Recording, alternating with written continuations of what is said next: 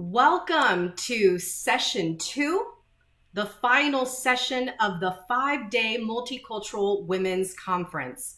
My name is Veronica Maldonado Torres, CEO of VMT Consulting.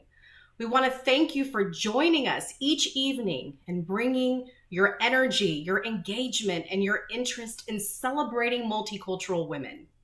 The past week, we've discovered how to build on our collective strengths as women, advance in economic security, build our inner strength and resilience to respond, rebuild, and recover during this time. We've also considered the future strategies that will help shape and move us forward for ourselves, for our families, in the workforce, and in the communities we live, work, and play, and around the world. Each discussion we've had this week has added depth to the topics and served as a light in what has been a time that's been hard for multicultural women. We hope this week you've seen the opportunities and the obstacles to see the light and the impactful changes and ways we can use our voices to lift and transform the next generation of multicultural women. We celebrate each of you at home and around the world for watching us and joining. We hope you've been enriched by the power of this conference.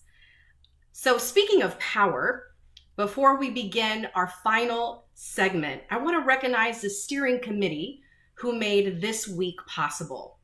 The Center for Asian Pacific American Women, the OCA Asian Pacific American Advocates, the Women's Entrepreneurial Opportunity Project, Native Services at Boys and Girls Club of America, Alvanza, and VMT Consulting. I would like to thank the following sponsors: Walmart, AARP, State Farm, ADP, Wells Fargo, UPS, Southwest, AT&T, Comcast Universal, NBC Universal, Phillips 66, Cole Chemical, IW Group, and our community partners, APAI Scholars and National ACE. The theme of Day 5 is celebrating the empowerment of her story. And tonight, we highlight the sHEROs of our communities, those who have served as a light to others. Before we begin introducing our 4 sHEROs tonight, let's take a look at what we define as a sHERO in the first place.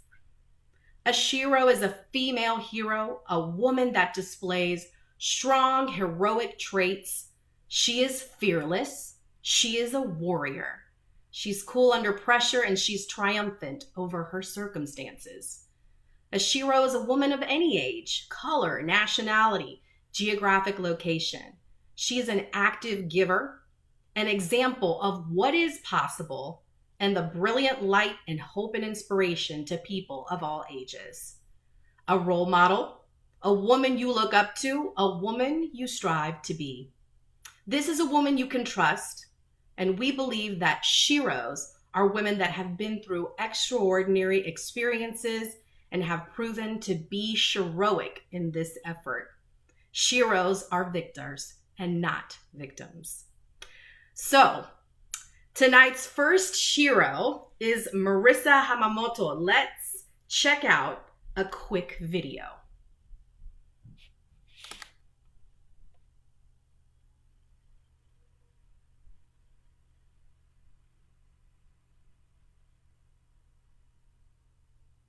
And in the meantime, I can share more about this wonderful first sHERO.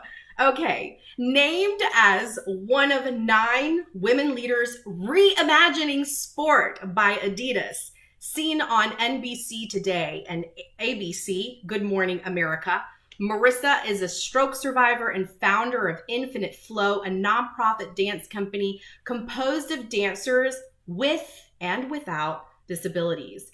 She's been nominated as a sHERO because of her heroic work and efforts in building scoops of inclusion and celebrating diversity by empowering kids to take an active role in creating a more inclusive world where we each feel that we belong. She's a leader, an artist, and a speaker on the rise, looking to empower people through dance and storytelling to think outside the box disable bias, build new connections, and create breakthrough innovations. Welcome, Marisa, our first SHERO.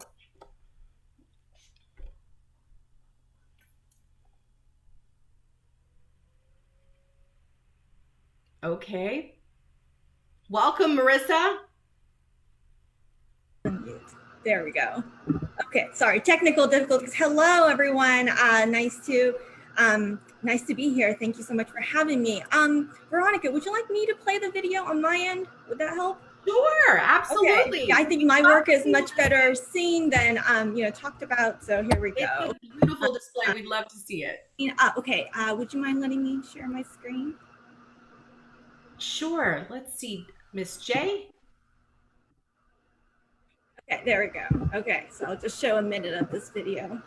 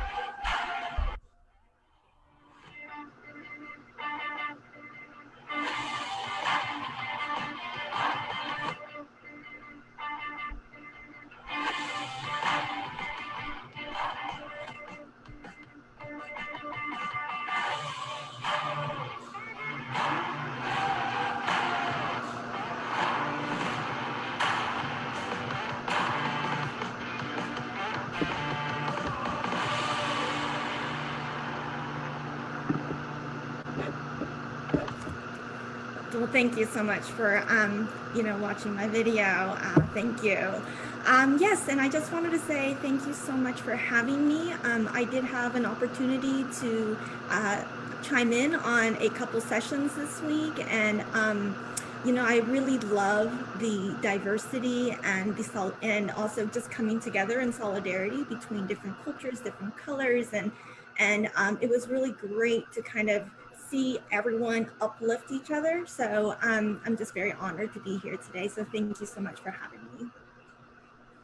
Wonderful. Well, thank you, Marisa. And we're going to hear a little bit more from you in our panel segment after we introduce all the SHEROs. So our next SHERO is Patricia Mota. Patricia is the CEO of the Hispanic Alliance for Career Enhancement, known as ACE. She's recognized for her optimistic resolve in building inclusive and equitable workplaces, helping others become the best version of themselves. She's a passionate, innovative trailblazer dedicated to the advancement and empowerment of the Latinx, Latina, women, and underrepresented groups in their education and career. She's been nominated as a SHERO because of her ability to have shifted and impacted programming during the pandemic to support Latinas in leadership to virtual leadership development experiences, which actually allowed the organization to go international. In addition, her vocal and exemplary stance on helping Latinos to serve as allies during the Black Lives Matter movement, addressing colorism in the Latin community, and ensuring that we have an active voice in conversation on the mental health, racial injustice in corporate America. And she's leading the frontier in allyship, just to name a few of the reasons she is one of our SHEROs tonight. Patricia, welcome. Thank you. Good evening. It is an honor to be recognized. As a special thank you to you, Veronica, for your nomination, and to Sue-Ann for her leadership, and congratulations to all of the awardees. As an advocate for access and equity, I have made it my lifelong mission to close the gaps that Latinos and underrepresented communities face. But as we all know very well, this work takes a village and it takes courage. I've personally experienced these gaps as a student, as a first-time professional, where I realized early on, for example, that based on the zip code I grew up, what resources mattered, what resources were afforded to me, and perhaps I didn't have a leg up on securing meaningful work and advancing once there. My personal story is the catapult to my ongoing journey and the connection of my story and others' stories that have helped me with my personal mission that aligns perfectly with the mission that I get to lead every day at ASE. I identify as Mexican American, as Latina, and I am most proud of being the daughter to immigrants, of being a first generation student, college student, a first generation professional. And like many of you, I strive to achieve all that I can in order to attempt to justify the sacrifices that my parents have made to ensure that my siblings and I had a better life and that we became the best versions of ourselves. I am proud to be here, and I want to congratulate Marisa, Amber Torres, Marisa Hamamoto, Keisha Lance, also Jackie Van Huss, and to a special thank you to the mayor of Atlanta, also for her recognition. I accept and thank you for this award on the behalf of the village. It goes to the many leaders that have supported me and the many other sHEROs that have supported me in my journey. Thank you. Oh, wonderful, Patricia. Our third sHERO tonight is Miss Kia Grant. She currently serves as the new Supplier Diversity, Equity, and Inclusion Director at Papa John's. She's based in Atlanta. She's been a fearless leader and champion in the supplier inclusion and development space for well over 15 years. Her most recent role at WestRock helped the company reach almost $1 billion in diverse spend. Supplier development and empowerment are her passion. She is known as a culture shifter and a thought leader. She's won numerous awards ranging from Buyer of the Year, Rising Star, Most Powerful and Influential Woman. The key to her is, staying committed to reducing barriers for entry and inclusion of diverse suppliers. She's nominated for her incredible efforts during the pandemic and more to serve as an advocate and an educator on systemic racism, social impact, and minority business development opportunities. She's fostered connections for small business and entrepreneurs and mentored startups and founders during a critical time. So welcome, Kia Grant, our third sHERO tonight. Thank you, Veronica. As you said, I am the new Director of Diversity, Equity, and Inclusion at Papa John's. I have been in diversity and equity and inclusion and belonging for over 17 years, and it is my life's work. I've always been a voice for the voiceless and an advocate for the underrepresented, and I'm happy to be here with such distinguished and accomplished women. So thank you. Wonderful. Thank you, Kia. And to help share and introduce our final sHERO tonight, our final sHERO being Miss Chairman Amber Torres, I'm welcoming to our discussion today Miss Jackie Van Huss. She is the formal tribal leader and is the Director of Strategic Growth for the Boys and Girls Club of America Native Services Unit. Welcome, Jackie. Manahu Iboso Os, Enum Jackie Van Huss. On behalf of our National Vice President of Native Services, Carla Knapp, and myself, it is my distinct honor to introduce our last sHERO, Chairman Amber Torres of the Walker River Paiute Tribe. Chairman Torres leads her tribe, which is a federally recognized Native American tribe located in Schurz, Nevada, which is about 100 miles southeast of Reno, Nevada. Her tribal land base consists of approximately 325,000 acres. Predominantly, it's a high desert land base, but it's surrounded by beautiful mountains, desert lakes, wetlands, and marshlands. Her mission of their tribe is to maintain their Agai Dakota heritage while carrying it into the future. Chairman Torres is dedicated, She's committed to advocating and protecting tribal sovereignty for her people and lead her tribe in fostering the ideal of community, self-determination, and self-sufficiency.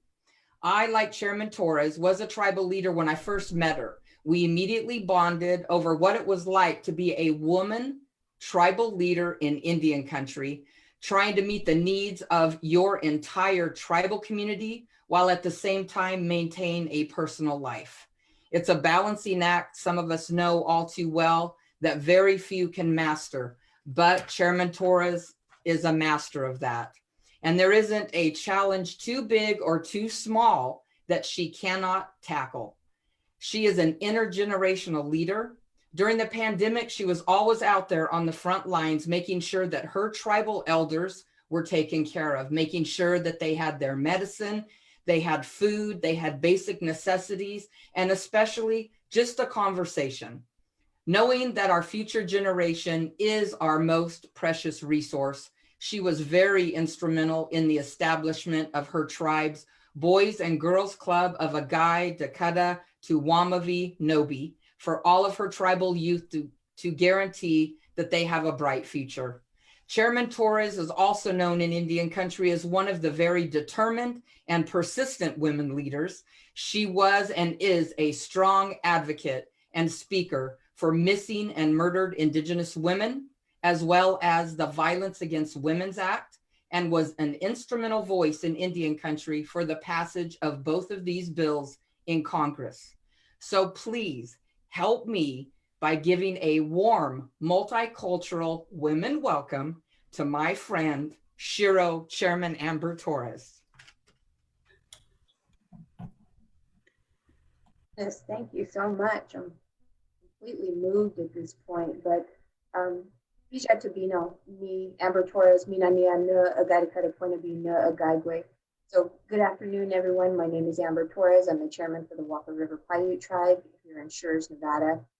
I would just like to say how honored and blessed I am to be receiving a nomination for such an outstanding and prestigious award amongst a powerful panel of women warrior leaders.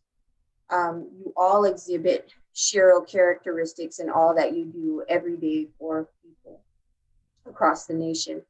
You should always walk with your head held high and progress forward with strength and blessings to power you through another day. So thank you so very much for those who nominated me and recognized me with that good medicine and powerful words. Vijaya. Chairman Torres, thank you for those wise words to keep us moving forward during this times. And congratulations to each one of our SHEROs for your exemplary recognition, for your work, for your fearlessness tonight and all the nights after. Thank you for joining us in this conversation to inspire the next generation. So we're going to go ahead and get our panel started. We've got some questions to learn a little bit more on the inside of our SHEROs. And the first is, what is something you are most proud of? What is something you are most proud of? So we'll start first with Marisa.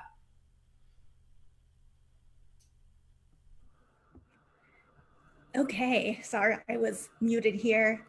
So, you know, I thought about this question. There are a lot of things I'm proud of, but one thing that I'm really proud of is, I'm a dancer, as you see, I really had a hard time fitting into the box of the traditional dancer, whether it was ballet, or when I moved to LA.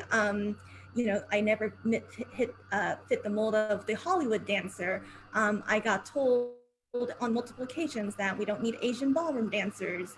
I got told on multiple occasions that my body wasn't right for this or for that, or my look. And, I don't know. I spent so much time just trying to fit into the box, but then I realized that it was not necessary to fit into the box. And so I decided to create my own box, and that my own box is that we all do have a dancer inside of ourselves and we can all dance. And so I created a space where we all can express ourselves through dance. And And so I'm proud of the fact that instead of trying to fit into society's mold, I decided to pave something new. And that in turn, not only was it a box that fit me, but it opened doors to so many others. So, and I still feel like sometimes people want to fit me into boxes, but when my heart says, no, we need to go this way, I go that way. Instead of thinking, who do I want to serve? I always start first think, who is not being served first? And so really just, I'm just proud of being able to sometimes say no. I know that my path is here and we need to make more impact here. I'm gonna go here even though people are telling me to go there. That's powerful. Thank you so much, Marisa. The power of creating your own box and saying no and staying focused on your own vision. Powerful. I'm going to ask the same question of Patricia. What is something that you are most proud of? A big believer in gratitude and practicing gratitude every single day. I'm most proud of today, right now, being here and in honor and this enjoying this conversation with you all, but also thinking of reflecting of this past year and being able to get a little concerned, but take action and be able to thrive and take this organization to the next level during such a challenging time last year. But being that this is a women's event, I do want to share a little bit about our Mujeres de Hace, which is our women's leadership program that when I first started at the organization in 2010 as a director, this program was only in Chicago. We had about 80 women that have gone through a pilot to now fast forward to 2021, nearly 1,700 alumni, not only the 10 cities, but now internationally, as Veronica mentioned, and helping women get to that next level in their careers. I'm most proud of seeing that aha moment that they experience, that empowerment where they're going back to their employers, asking for what they deserve, where they're, prioritizing themselves, where they're really becoming more effective leaders, not only within their workplaces, but at home, and then most importantly, in the communities that we represent, going and being those much needed leaders that we so desperately need across the world. And to be able to track that within less than a year, 70% of our alumni report an increase of pay and promotion at their places of employment, and 100% going back and being actively involved in their communities. I'm most proud of that, and because we know when women are empowered, we change the world. Say it again, Patricia. When women are empowered, we change the world. I love that. Fantastic. Thank you so much for sharing that inspirational story of what you're most proud of. So next I'm going to ask Ms. Kia Grant, what is something you are most proud of? Oh, let's get you. All right. You're on mute. Let's see. Here we go. All right. Okay. Yes, we're ready. Yeah, I was saying, I have to echo Marisa. I think it was Marisa who said that she was just happy to have gotten, through this past year. But I'm very proud of the work that I do to identify new opportunities for economic development for small and diverse firms globally. I'm really proud that I'm able to reduce systematic and structural barriers that make it really, really hard for women-owned businesses and diverse firms to get off to a good start and to be successful and grow. I'm also proud that I'm able to provide opportunities, to financial success. And I consistently, over the years, have partnered with, advocates and organizations that drive supplier initiatives, and it provides exposure for diverse firms in the procurement process. And working with leading diversity organizations, I'm able to deliver education development, mentorship, as you know, Veronica, mentoring numerous small businesses. And I'm happy to continue to lead programs and work for dynamic organizations like Papa John's that are, very serious and promote and celebrate supplier diversity while enriching the communities where we operate. So I'm very proud of those things.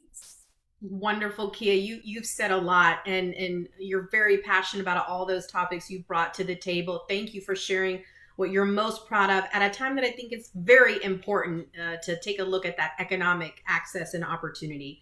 And our final SHERO, Chairman Torres, what is something that you are most proud of?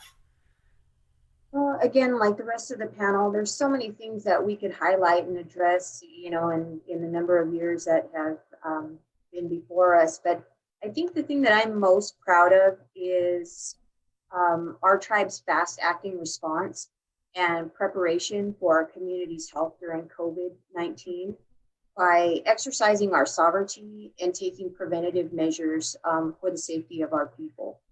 My emergency management team, our exemplary staff, and our courageous community have all collaborated to keep our positive COVID numbers low. Our compliance has been phenomenal, and we really came together during this horrific pandemic. Our people's health was our main concern, so that when we were able to come back together, we were all here.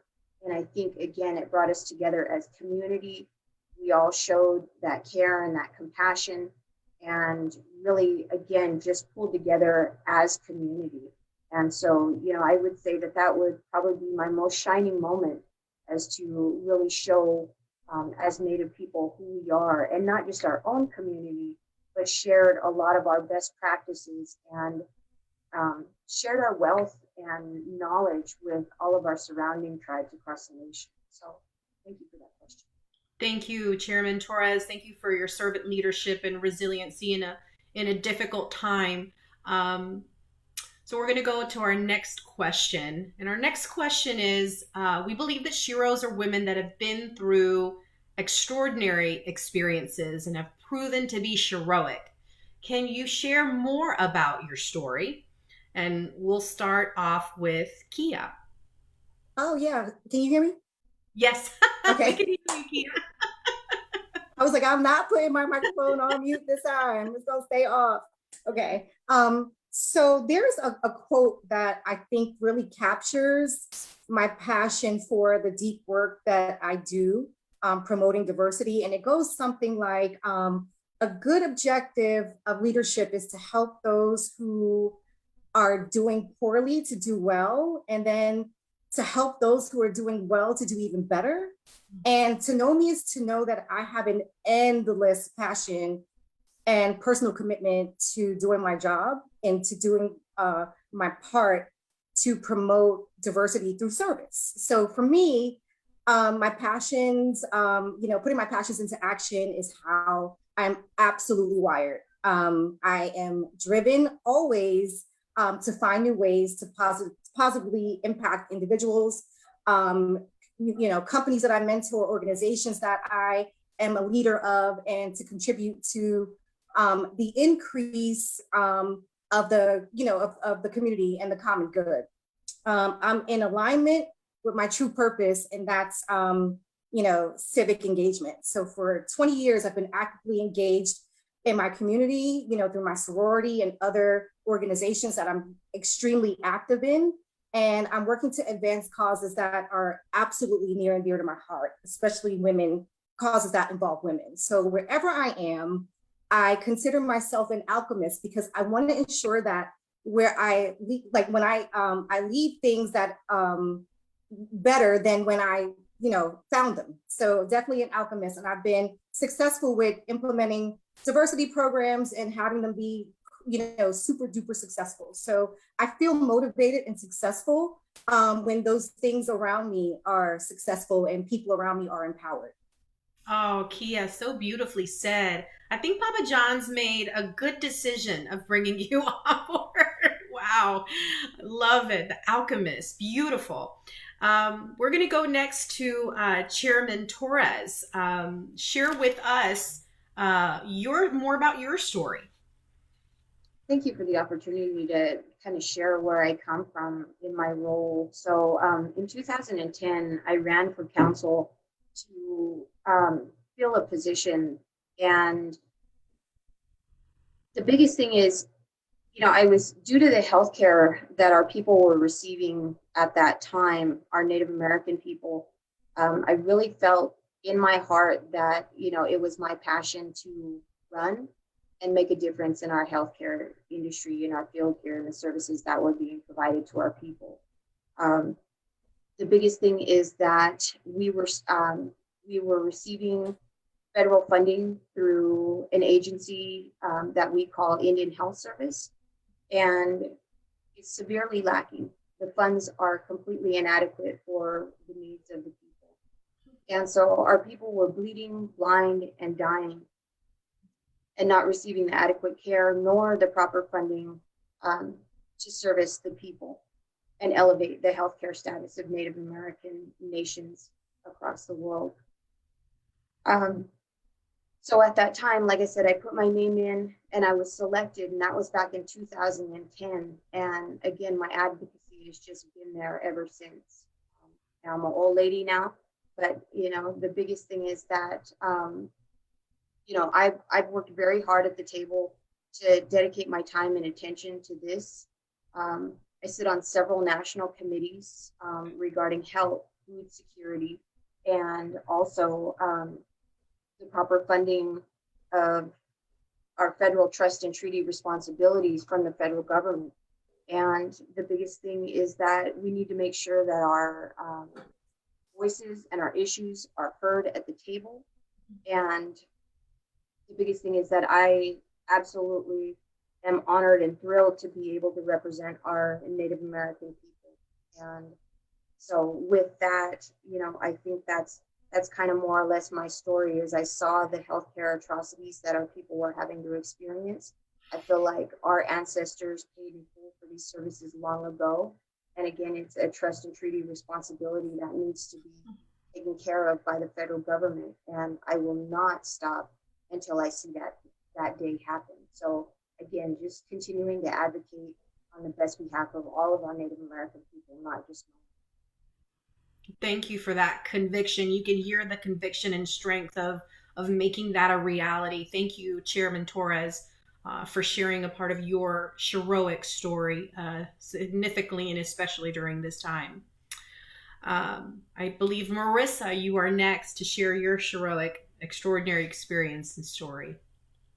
Sure, thank you. Like Kia, I am going to say a quote. This is something that I don't know, one day I woke up and I'm like, oh my gosh, this is my story. So the quote is, your pain is an awakening to your most authentic purpose. I'll say it again, your pain is an awakening to your most authentic purpose. And, long story short, as I kind of mentioned before, my road to becoming a dancer was tough. I didn't have a dancer's body. I was discriminated as an Asian American.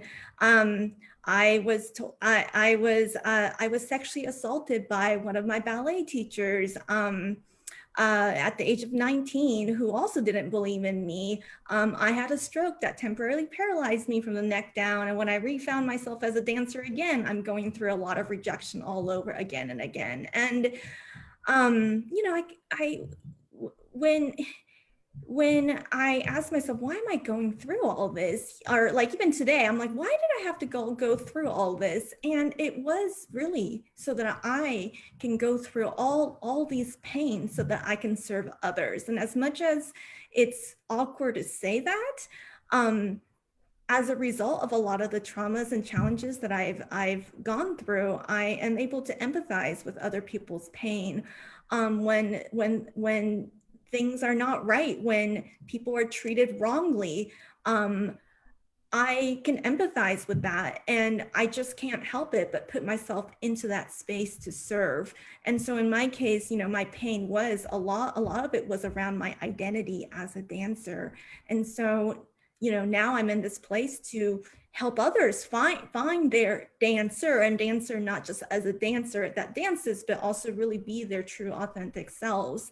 But over the pandemic, another thing that I really realized was that I'm also stepping into another role, and that role is to really help others, others, especially creatives and artists, and especially multicultural women with an X, really rise to a higher purpose and create a higher self. And so I feel like right now I'm kind of transitioning also into a role to really lead others so that they can also align their passion and purpose and be the best selves and also serve the world at the same time. And that's beautiful. I think what you said about pain during this time may connect with so many of the women that may be paying attention here this evening, that there is a purpose to it, and there's some greatness that can come from it on the other side. As much as it is painful, there's what they say, beauty for ashes, right? So thank you for sharing that, Marisa. And then finally, Patricia, as we wrap up this question and move just to one question after this. So Patricia, share with us in 3 minutes your experience and your heroic story. Just wow, for the stories that have already been shared. I think for me, I'm gonna look at it from the perspective of having understood the power of asking, or the power behind the ask, which I now say as always stay knowledgeable. Always stay knowledgeable. As early as first grade, the first professional Latina outside of, that I ever met was Miss Martinez, my first grade teacher. And I asked her, how do I become like you? That experience early on showed me so much. I didn't realize it then. But then she would give me extra worksheets after school, go teach her younger sister. She encouraged my mother to support me. So I came home after school, there was a chalkboard and chalk. I went on to second grade, and Ms. Martinez invited me back to be an intern, my first internship, to help grade papers of the first graders. I tell people that experience helped me realize the power of asking. And I didn't stop since then. I realized if you ask those around you, whether it's advocating for others or how can I help connect these dots. Fast forward, when I went from going from a predominantly Black, Mexican, underserved, low-income high school to predominantly Caucasian, more affluent, both public high schools, and having military recruiters in my original high school versus having college recruiters from all over the world in the new high school, having, in a new academic rigor in my new high school, just because of simply the income levels, right? I asked why. I came back by junior year, I had accomplished everything I needed to go to college. I came back my senior year to go to my original high school, asking, how do I help my peers? Getting the resources, helping my peers get to college. To fast forward to advocating for myself for roles, but advocating for others. And so I think my heroic moments began from then, and understanding the power of asking and the impact that not only has for my own career, but for those that I'm looking to have an impact on their lives as well. Beautiful. Ask. Always stay knowledgeable. Ask the question. And that does make a fearless warrior, fearless leader, Shero, who is able to ask the tough questions. Thank you so much, Patricia. We have just a couple of minutes here as we take a break from the panel to see, do we have any questions from our audience tonight? Any questions you want to ask our Sheroes this evening? You can place the question in the chat box. So feel free if there's a burning question in your heart to share tonight so we can get you some answers. Does anybody have a question? Let's see what we've got.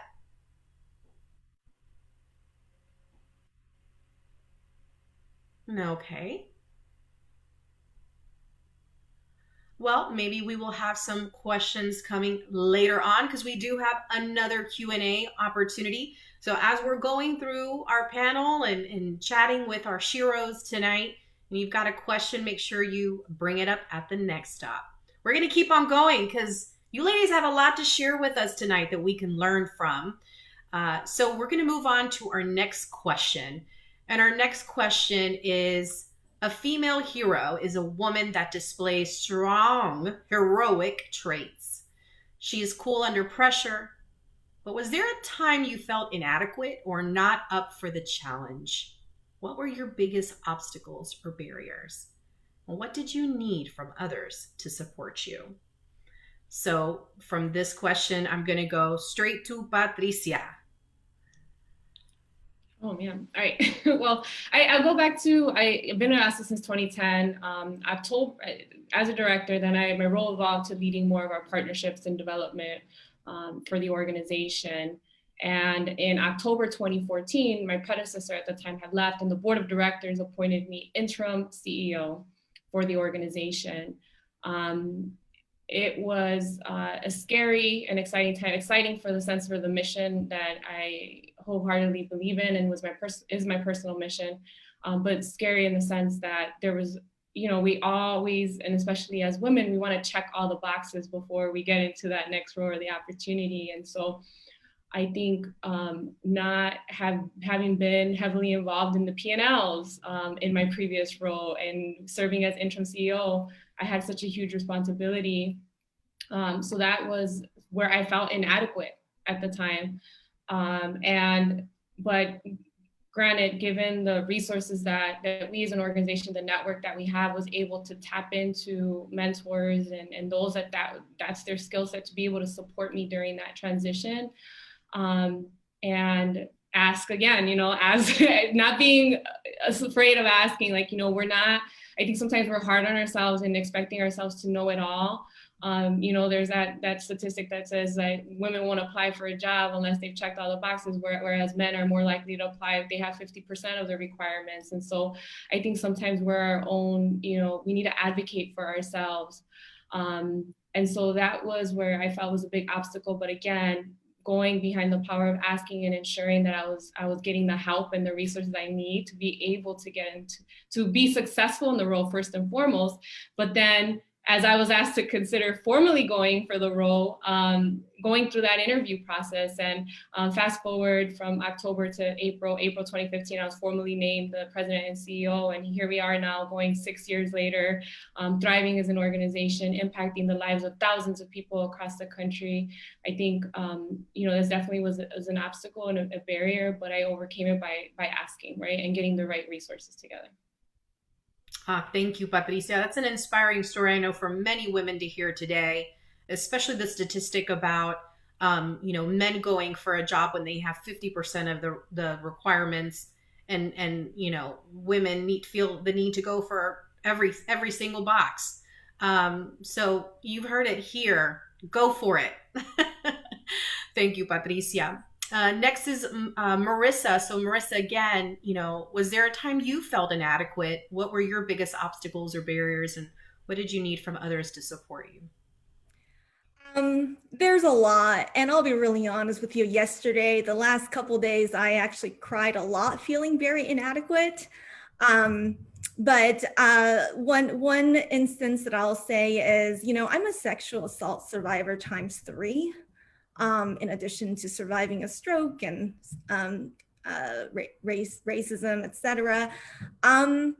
And I look back at the time, 3 years after my stroke. I was 27 years old. I had just, again, stroke, 3 sexual assaults, feeling like my body was broken, feeling like I didn't belong, and why do I even need to live because all this crap is happening to me. And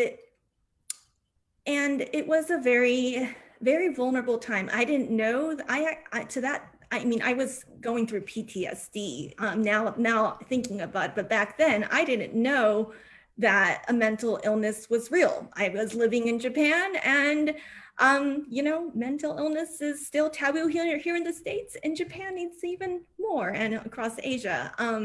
So, you know, but, you know, there was always a fire inside of me that I was meant to be a dancer, that I was going to find my way and change the world through dance. And so, you know, sometimes when you are fearful of something, it's actually that thing that you got to fear. And for me, having human contact was what I was really fearing, but I one day got the courage. Well, I accidentally discovered salsa dancing, and I'm not going to go into that story right this moment, but I got the courage to go and take a salsa class, and I was terrified. I knew that I had to touch people and dance with people, but I faced that was my biggest fear back then. And so I faced that fear, and I came out of there feeling powerful, that dancing with these people that I barely know, this was something natural. So I guess, I think what's kind of kept me going is that sometimes when you are feeling inadequate, sometimes when you're feeling fearful, when you are, that is actually, whatever that's on the other side is sometimes actually the thing that you got to face. So yeah. So, but anyways, I was feeling inadequate the last couple of days, but I'm sure we'll get around to why for that in another session. But anyway, I've kind of gone over my time, so I'm gonna. You're good, Marisa. And thank you so much for your vulnerability. I think it's so refreshing. I have to say that because, being on NBC and ABC, at the end of the day, we're human, and to be able to speak about our vulnerabilities really adds power and allows for all of us to be more vulnerable. So thank you. Thank you for your vulnerability and sharing that and giving us insights to your obstacles and those moments that you felt inadequate. I leave with the thought in my head saying about keeping that fire alive in you, that ember that was still ablaze. So that's the vision I hold of you as we transition to Chairman Torres. And Chairman Torres talking about a time when you felt inadequate and your biggest obstacle or barrier and what you needed from others to support you. Most definitely. I think there are always times when you feel weak, alone, or criticized based on tough decisions or actions that you have had to take on or enforce in your position. As you're talking to CEOs, supervisors, chairmen. And I just believe with communication, compassion, and expectations, you can overcome this and overcome that helpless feeling. I think that listening and learning to take constructive criticism is crucial to personal growth and development, and knowing that tomorrow is another day to try again. I think that's the main objective. You can only strive to be better than the day before, most definitely. And, as we know, we're our own worst critics, and so I think we really need to take that into perspective, is love ourselves, honor ourselves, continue to practice self-care in some of these roles that we have so much responsibility with.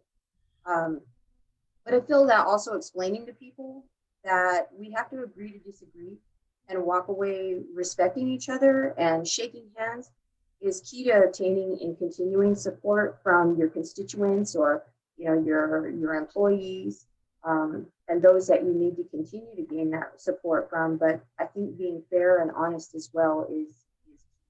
So thank you so much for. Thank you so much, Chairman Torres. We're going to move on to, and that was a powerful segment. So thank you, ladies, for sharing your obstacles and what you needed for support from others.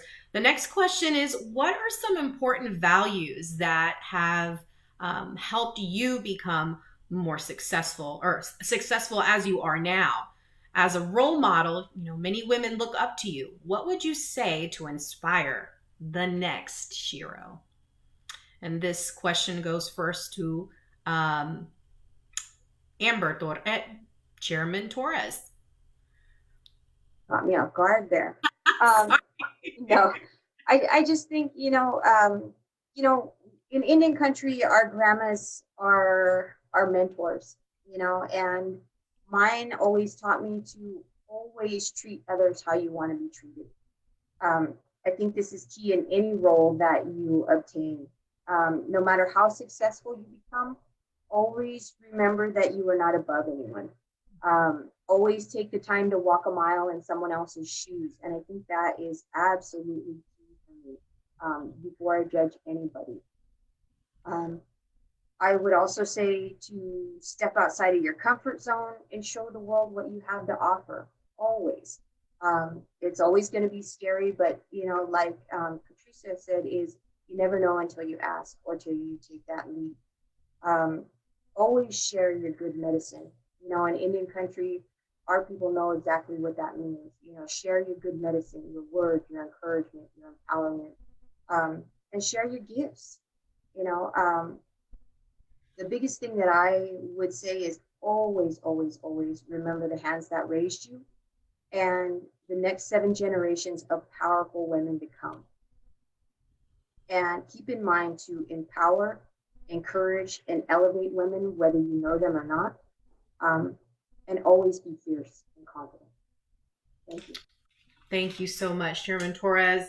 Always share your good medicine. I'm walking away with that more than ever at this moment. Thank you for your wise words to the next SHERO.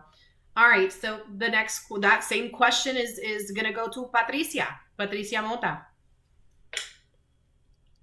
So much wisdom here, and Marisa, you are adequate. I just want to say that I know sometimes we all have that voice in our head, right? That pops in every now and then. That I think it's good. It keeps us grounded, right? And I think that we as women, I think that's another piece that brings so much value to this world, right? So thank you for sharing. I just want to acknowledge that. I have so many values, right? But I want to share like 3 specific things that we as an organization are highlighting this year at ASE, which is that we lead at the intersection of identity, equity, unity. Identity is something that I think it's so important more than ever that we embrace the intersectional identities that individuals have, right?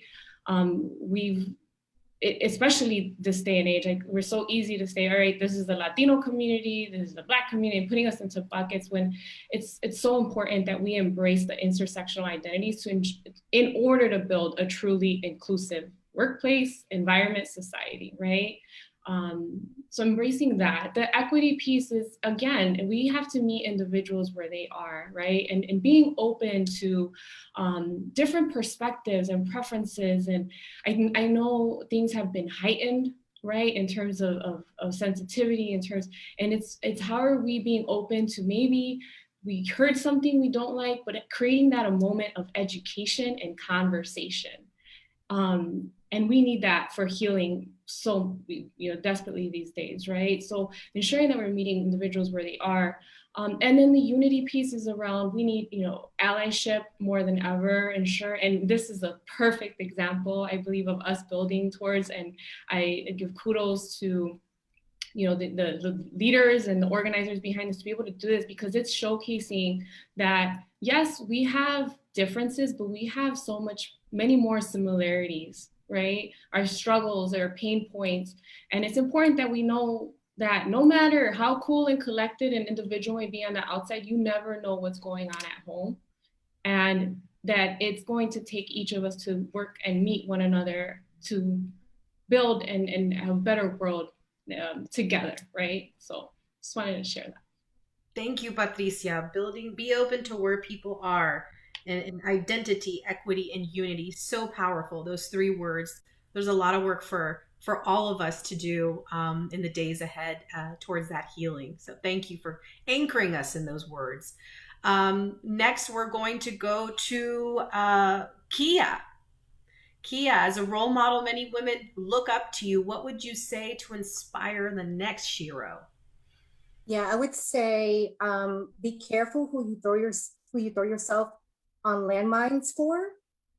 Don't be deterred by no. Never play small. Don't dim your light. I would say never turn down your ambition because the volume might be too loud for some. Always go where you're celebrated.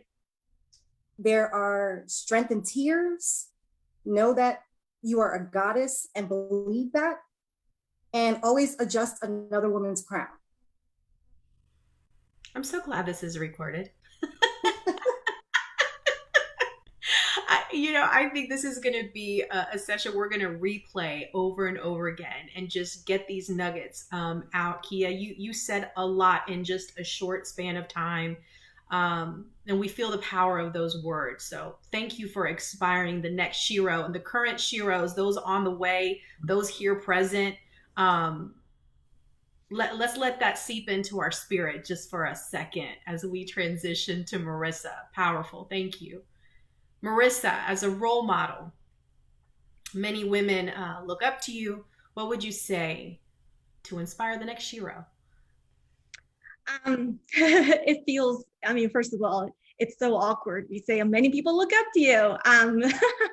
But I would say this is that, you know, I think one of the biggest things, there's two things for me. One is always embrace a higher purpose. It's that North Star that's going to keep you going, even in the darkest times. Whatever that North Star may be, it's probably something that's much bigger than you. And for me, it's really about creating an inclusive world where we can all belong. It's also about now empowering others, other creatives and artists and intellectuals to be able to rise higher by embracing that higher purpose, but, you know, really keep that higher purpose. And the other thing, actually two things is, you know, and this is something I tell my dancers that, you know, there's not too many rules here, except there's two things I need to hear from you. One is to be able to say thank you, and to also to be able to say, I'm sorry. And that's to others, but also to yourself.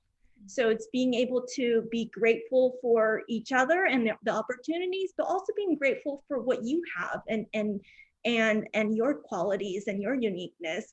And being able to say sorry. If you made a mistake or if you could have done something better, then say sorry, but also say, you know, forgive yourself too if you made a mistake. And I think there's, like I think in my company, like, as I learned to be a better leader, it just always kind of comes down to being able to say sorry and thank you. But yeah, and I'm just going to also say, you know, I come from the Japanese culture in which there's a saying that says that when the nail is sticking up, that it's going to be slammed down. For whatever reason, God created me to just be that nail that sticks up. And it's been my struggle to want, you know, having all these ideas, being able to do these big things that are, you know, and a lot of these things are like good things for good change. But then there's always this fear of being slammed down. But someone told me, and I can't remember who told me this, is that when the nail sticks up too high, that you can't push it down. So I would say, you know, it's okay to be that nail that sticks up. And if you're going to be that nail that sticks up, then stick up really high. It's okay. So I love that. And you know, and I would say, I think when people think of you, if I might be so bold, they're probably in awe of you, of all of your resilience and what you've been able to overcome. And I love that you say, you know, gratitude and forgiveness to others and to yourself. And if you're going to stick up as a nail, always trying to, you know, be the nail, be the highest nail and kind of own it. So thank you so much, Marisa. Super powerful.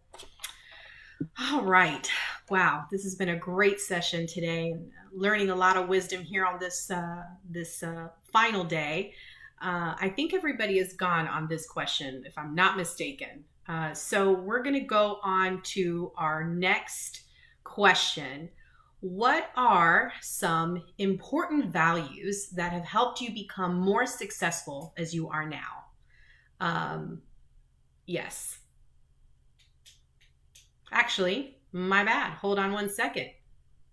We have just covered that. All right. So we're going to I just got lost in the inspiration of it all, what we're hearing from each one of you. We've got a quick Q&A. This is the time that we're going to dedicate to a couple questions, and I know we have questions in here.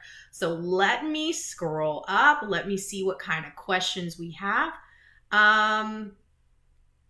Someone asked, Chairman Torres, does the backdrop slogan behind you say, "You don't wake up today to be average"? And so I guess the question is, why did you choose that backdrop today, Chairman Torres? First off, I had the other one and I looked like a big alien head as I was sitting there, and I didn't think that was too attractive. So no, I think it's just having that encouragement behind you. You know, I think as Native people, we always want to walk we've got 3,000 ancestors behind us, and like I said, always be fierce. But just those encouraging words, that just a reminder that you didn't wake up today to be average. So remember who you're there for, remember who you serve, and remember why you do the things that you do every day. So, yes, you did not wake up to be average. No, we did not wake up to be average. Thank you, Chairman Torres. Right. Great. So here's a more serious question. Lynn says, have you faced any isms? Racism, sexism, etc. How did you handle it? Anybody want to answer that question? Sure, I'll go. So I considered myself a non-disabled person today. A lot of people in my dance company, as you maybe saw in the video, use mobility devices, which include wheelchairs. And I would say, one of the challenges I've had I've faced many challenges around accessibility, but one of them that's really shocking is that I've been denied renting dance studios that are ADA compliant, but they don't want their dance floors to be ruined by wheelchairs, so they'll decline from me renting space. And it's this weird thing because they're saying that they're ADA compliant, their website says it's accessible, but yet they don't want wheelchairs on the floor. And so, like ableism is one of the challenges that I've noticed is that within the isms, ableism tends to be left out last.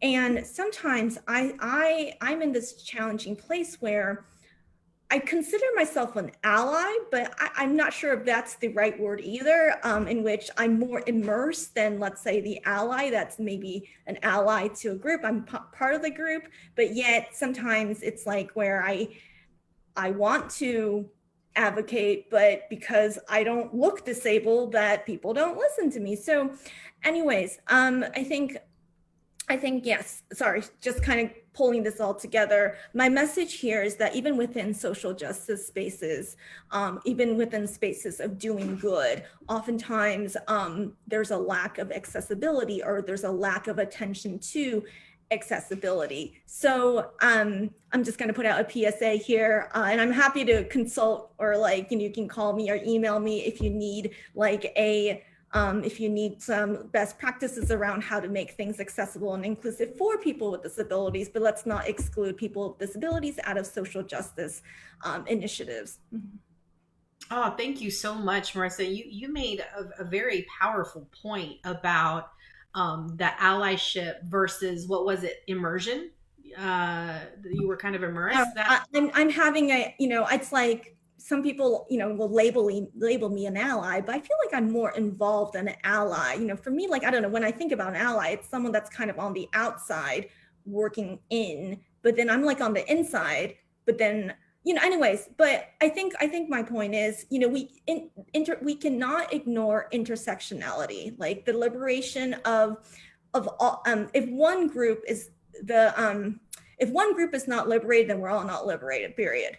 So I think in conclusion here, we need to all work together to make inclusive spaces that we can all belong. And I'm not no perfect. I'm still learning and unlearning every day. Every day there's something I'm going, shit, why did I not know that? And so I beat myself up. So I am trying to be more gentle with people that are that come to me with a completely not understanding things around inclusion at all. But anyways, I'll stop right there. Marisa, just to kind of finalize the loop, and there's a book called The 6 Stages of Cultural Mastery that literally talks about one of the first steps is we have to learn how to cuddle people in if we really want to educate and get to a point of endearment. And you just said the reality is that everybody comes from their own world, right? Their own mindset. And we're all learning, just as we learned so much at the onset more about the tribal nations with Chairman Torres. I mean, this is a continuing education for all of us. None of us is proficient. This is a lifelong learning for all of us. And that is the exciting opportunity that we have ahead of us. There's more opportunities for us to grow and learn with one another. So thank you. Thank you for that. Let's see if we've got one more question here. What kind of resources would you recommend that for people that are facing maybe discrimination in the workplace? Anybody have a resource for that?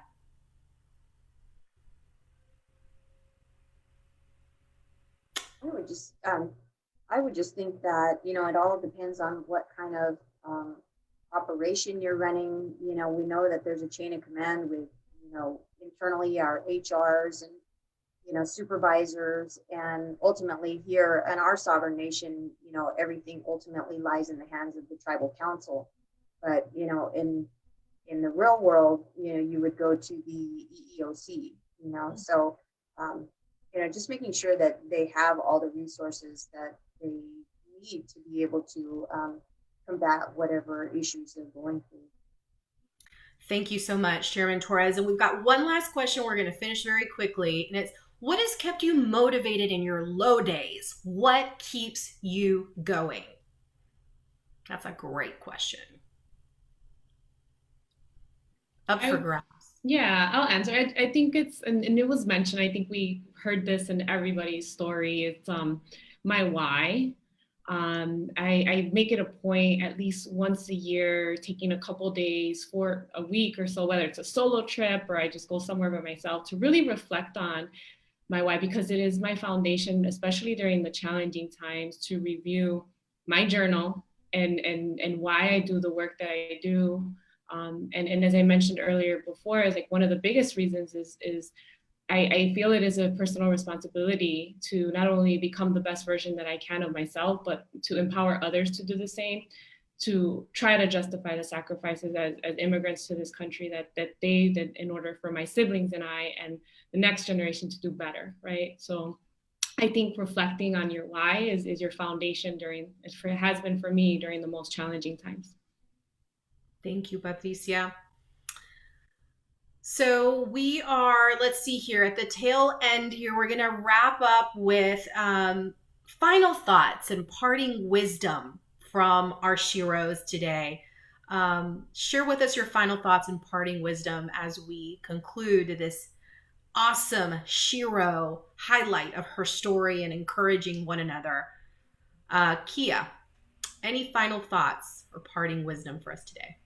Yeah, really, really simple. You are enough. You are enough. You are enough. I, again, am so honored to be here with all of you dynamic, amazing women. Thank you for, you know, recognizing me and them. And this was amazing. And Marisa, thank you again. I want to echo Patricia and thank you for your vulnerability and for sharing, you know, very intimate parts of you. And I can relate to a lot of it. So thank you. Yeah, you are enough. You are enough. So let's say it louder. Let's say it louder. You are enough. You are enough. I love it. Yeah. Thank you. Marisa, your final thoughts and parting wisdom.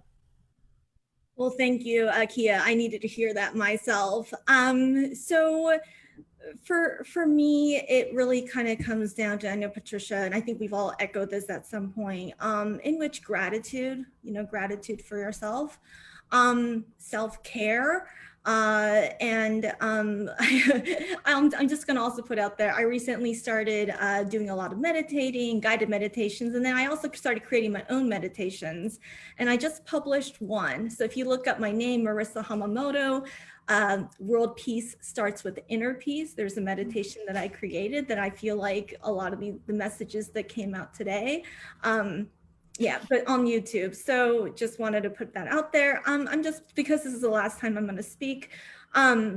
So this morning, People Magazine named me one of 13 women changing the world for 2021, next to Stacey Abrams, Amanda Gorman, past recipients, Oprah Winfrey, Michelle Obama. I mean, the list goes on. Monday, shoot, the name is Crystal Echo Hawk is also part of the list as well. And so that came in this morning. And the last couple days, as much as, you know, I got this notice fairly late, only about like 9 days ago or so. And so the last couple days, I actually spent most of the days crying because I was not feeling like I deserved it.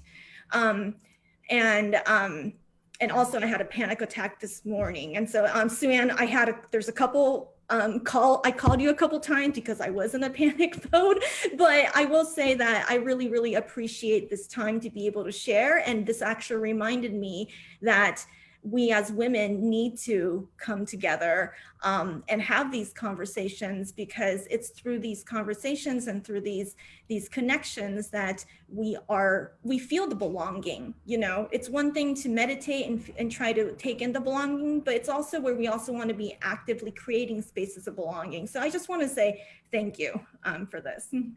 Oh my goodness. You know, there is power in vulnerability. You have no idea how much power we're feeling on the other side. And I can only imagine that those feelings are of, oh my gosh, look at everything I've overcome, but I'm here now. So I don't know, my heart is like championing everything and honoring your history to get to where you are today. And that's all you. Thank you so much, Marisa. So last parting thoughts and words of wisdom from Chairman Torres. Yes, again, so just thank you so much for the opportunity to share the space with all these powerful, with all my powerful sisters today, you know, and special thank you to Jackie and Carla for the recognition. Again, just honored with so many fierce Indigenous women leaders across the nation. You chose me, and that's, again, I'm truly honored.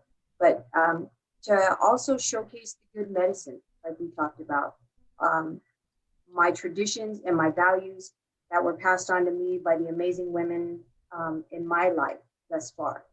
And just always remember to be fierce, amazing, value yourself and others, be grateful, and always stay humble. So thank you so much again for the opportunity. Jatu. Beautiful. Chairman Torres, thank you so much. And last but definitely not least, Patricia, your parting words of wisdom today. Yeah, just to take action. It takes courage, right? And there was a quote that I used a lot last year because I think it took a lot of courage for all of us to to just, you know, live day to day and work and all of that. But by John Maxwell, it says, you know, the courage door has one knob and it's on your side. So open the door and take action. Thank you. Lovely. And I want to share something as we close this evening and transition to close by our fearless leader. Last year, I had the chance to kind of revive a dream. I was a former recording artist before my life took me on the path of business and entrepreneurship. And I was able to record a song of a dear friend of mine, a 40-year-old who said, I want to show my children that I can do anything at any age. And her name was Laura Mervarshian. And she said, Veronica, I know you have this extraordinary voice. Would you lend it to me to record a song? And I said, yeah, sure. So in the chat, I'm going to put for you ladies, on Spotify, you can find Fearless Woman, Stronger and Surrounded. And I hope that you celebrate the moment to be the fearless women and fearless leaders that you are. Thank you to our sHEROs. I want to thank each and every one of you, the diversity that we've seen here tonight, your stories, we are all represented and reflected in them. Thank you so much for letting us in and for sharing your resilience and the road to getting you to this sHERO moment. For your boldness, your conviction, and all the qualities that help pave the way to shape what our bright future can look like as women. Thank you. Thank you. Thank you. Thank you. Now, I will have the pleasure to turn over the spotlight for final remarks to Sue-Ann Hong. Veronica, you're a phenomenal moderator. Carla, phenomenal job. And all the sHEROs, we celebrate you. This week, we built the entire week's program around the theme, redefining our space, spotlighting women of color. And we are redefining our own success along the way. And I want to end with a letter that we received from the mayor of Atlanta, Keisha Lance Bottoms, because I think this is very fitting to what we're talking about, and it represents the sHEROs tonight. So she said, as the 60th mayor of City of Atlanta, it is my honor to be part of your inaugural Multicultural Women's Conference. When I was first elected in 2017, I became the second female mayor of Atlanta and the second African-American woman to serve the position. To be only the second in the city's long history is a privilege, but I'm looking forward to many others. Several prominent figures have noted that this is the age of woman. However, to ensure that we have a seat at the table, we must elevate women through education, mentoring, and empowerment, which is why this conference is important. This year, the focus to create space for women to rethink and redefine the ideas of success is powerful. We need leaders who are willing to bring awareness to issues and challenges across cultures. We need women like you. Everything you need, including the X factor, is already within you. So I want to cheer all of us. I want to make sure that we walk away from this conference knowing that we have a community, we have sHEROs, we have representation. I hear so many times from young women, they don't see representation. Well, we're here to change that. So thank you so much for all of the inspiration that you gave tonight, and all of the women the entire week, 30 plus speakers, all sectors, all representation. We're so proud of you. And thank you so much for joining us. And with that, I'm going to turn it over to Tu Nguyen, the director of OCA, Asian Pacific American Advocates. Just a final shout out to our community partners and corporate sponsors, whom without this entire week would not have been made possible. We want to thank our community partners, APIA Scholars and National ACE. And we also want to thank our corporate sponsors for sponsoring our conference: AARP, ADP, AT&T, Hull Chemical, Comcast, NBC Universal, IW Group, Phillips 66, Southwest Airlines, State Farm, UPS, and Walmart. Thank you. Thank you, everyone, for coming to our conference, and we will see you very soon. Good night, everyone.